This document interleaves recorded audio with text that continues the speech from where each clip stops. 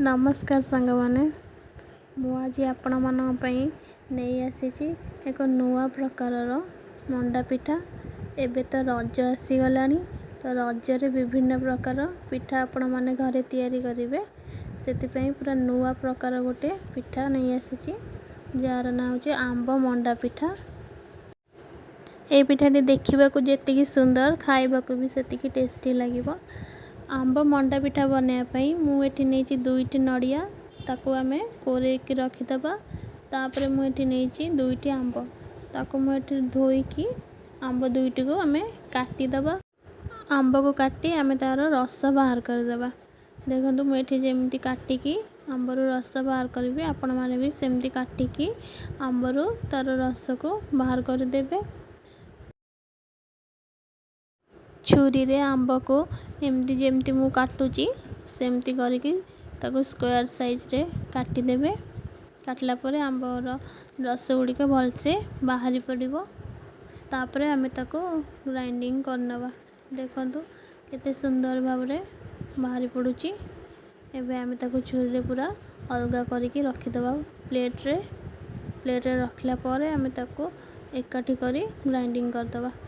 आपणकर जदि कम क्वांटिटी करने को चाहूँगे तो गोटे आंबरे भी हो मीठा आंब टिके देखिकी नेबे। एबे मु ताको ग्राइंडिंग करने रखीदेली। देखंतु एबे मु बनईदेली तार स्मूथ पेस्टी। चलतु एबे मंडा पिठा पई पूरा प्रस्तुत करवा। एटी मु कड़ाई रे कोरिया नड़िया को लेकिन ताको टिके 2 मिनिट पर्यंत भाजीबी। 2 मिनिट भाजला परे आमे सेतिरे अधा बाउल चीनी पकाइबा। चीनी पकाइके ताको एबे आमे भल से भाजीबा। तार कलर चेंज होला पर्यंत आमे भाजीबा। एबे मु एतरे गुजराती और गोलमरिच गुंड पकेली ताको भल से भाजी सरला। एबे हमर पूरा प्रस्तुत हो सारी। चलते एबे आमे जंतनी प्रस्तुत करवा। से मु कड़ाई रे प्रथमे गोटे चामच तेल पकई देइथिली। गोटे चामच तेल पकईले जंतनी जो आम बनइबा से आमर जंतनीटा कड़ाई रे एते लाखिबनी। तापर मु गोटे छोट बाउल पानी देली से आम गोटे चामच लूण पकईबा। लूण पकई सारला परे पानी टिके फुटी आसले एठी मु गोटे गिना आंब रस पकईली। आंब रस पकईकी ताको भलरे मिसाई देबे। मिसैले आंब रस फुटिया आरंभ कले आम से गोटे बाउल चाउल चूना पकाइबा। मु गोटे बाउल चाउल चूना पकईली। देखिए जमती एटा अधिक पानी न होबो से अनुसार जदि आपणकर टिके पतला हो जाउथिबो जंतनटा से आमे आउ टिके चाउल चूना पकाई परिबा। देखंतु मोर जंतनटा केते सुंदर देखा जाउची।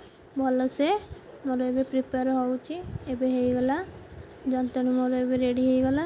एबे आमे आको काढ़ी नबा ठंडा हवा पई टिके छाड़ी नबा। एबे मु रखीदेली प्लेट रे। याको मु ठंडा हवा पई 3 मिनिट छाड़ी देली। तापरे मु एबे ई ठंडा हे सारलानी मोर जंतनटा। एबे मु ताको भल से चकटी नेबी। पिठा गढ़िबा पूर्वरु भल से ताको पूरा जंतनटा को भल से चकटी नेबे। ता चकट नेले भल से कौन सी भी जदि भी किसी लंग्स थी किसी रही ता देहरे भल से चकट नेली। मु एबे देखंतु मु भल से पूरा चकट नेची। एबे आमे पिठा बनाइबा। पिठा बनाइबा आंब मंडा पिठा एबे आमे गढ़िबा। प्रथमे छोट गोटे डो करिक नेबे। देखंतु मु जेमती नेली सेम साइज रो नेबे।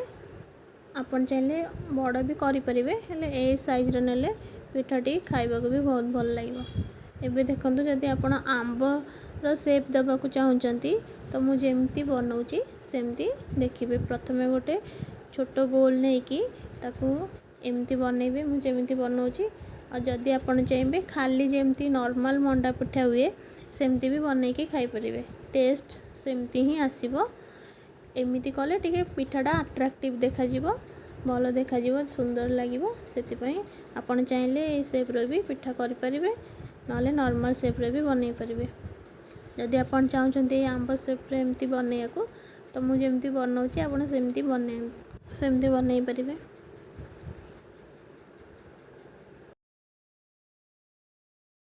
पिठा बनैबा बेले हाथ रे टिके पानी लगे देबे जेमती पिठा जंतनी गुड़िक हाथ रे लाखिबनी। एमती नुआ नुआ रेसिपी देखापी मो चैनल टी को सब्सक्राइब करंतु। देखिपे एबे मोर बनीगला आंब मंडा पिठा केते सुंदर देखा जाउची। एबे आमे चलंतु आंब मंडा पिठा गुड़ी को सिझेबा। सिझेबा पूर्वरु ए इटिल छांचरे आपन टिके तेल लगे देबे जेमती पिठा गुड़िक न लाखिबो। मु आगुरु इटिल छांचरे तेल लगे देथिली। एबे आमे सब मंडा पिठा गुड़िक रखिदेबा। रखिक आमे एबे ताकू 7 रु 8 मिनिट सिझेबा पई छाड़ीदेबा। एमता घोड़नी घोड़ी देली। एबे आमे आको 7 रु 8 मिनिट सिझेबा पई छाड़ीदेबा। एबे मोर 7 रु 8 मिनिट हेई गलानी। एबे देखिबा देखंतु मो पिठा गुड़िक पूरा भल से सिझी जाइची। एबे आमे ताकू काढ़ी नबा। ठंडा हेला परे आमे पिठा को बाहर करिबा। टिके रखी देबे ठंडा हवा पई। ठंडा हेले देखंतु पिठा गुड़िक आराम से बाहर जीवो और तेल लागितला सेति पई पिठा भी लाखिबनी। मोर एबे बनीगला आंब मंडा पिठा केते सहजरे बनीगला देखंतु। अल्प समय भी लागिबो। एमती नुआ नुआ रेसिपी देखिया पे मो चैनल को सब्सक्राइब करंतु, लाइक करंतु, शेयर करंतु।